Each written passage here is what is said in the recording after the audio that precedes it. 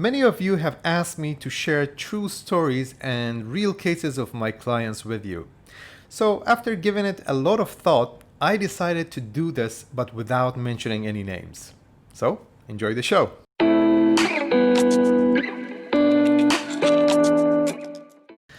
My name is Arash. I'm a lawyer in Dubai, and in this episode I will be talking about one of my clients. Let's call him Mr. X. Mr. X had a villa in a very luxurious area in Dubai, worth at least 50 million dirhams. So what he did, he decided to sell this property to a lady. This lady approached with a good offer and they agreed, they signed an agreement. As per this agreement, Mr. X agreed to give the possession of the villa to the lady. In return, she will give him few checks in return. So the first check was a current dated check for a couple of millions, and the remaining was post dated.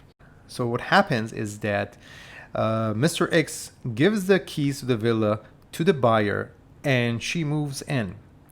The first check gets cashed. He will get his millions, I think 2 or 3 million, and then the remaining was supposed to be paid in installments.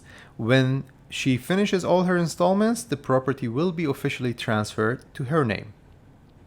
Unfortunately, the second check gets bounced. The lady, she claims that she has money coming in and give her more time, and Mr. X, because he was a nice person, agreed.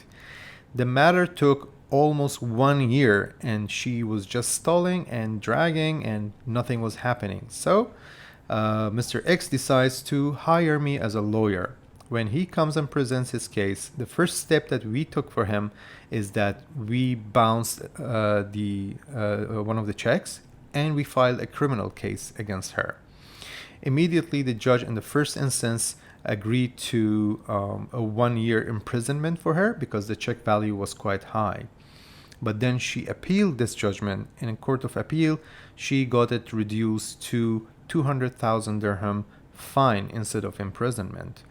And after that, we decided to go and file a case of eviction against her, because what happened here is that she was refusing to leave the villa and give the possession back to the seller, and yet she was not paying the amount. So therefore we decided to file another case and file a civil case against her and ask to evict her. The case is still ongoing and we are still waiting for the judgment from the court to order the eviction of the lady because she failed to pay the selling price. What we learned from this case is few things. Number one, never allow the buyer to take possession of the property unless if you received your money.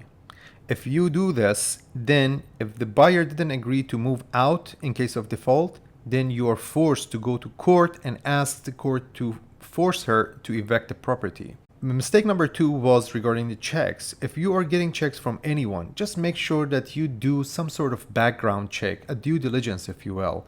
Make sure that this person doesn't have a criminal record or financial issues and difficulties. This buyer had many criminal records and financial cases against her.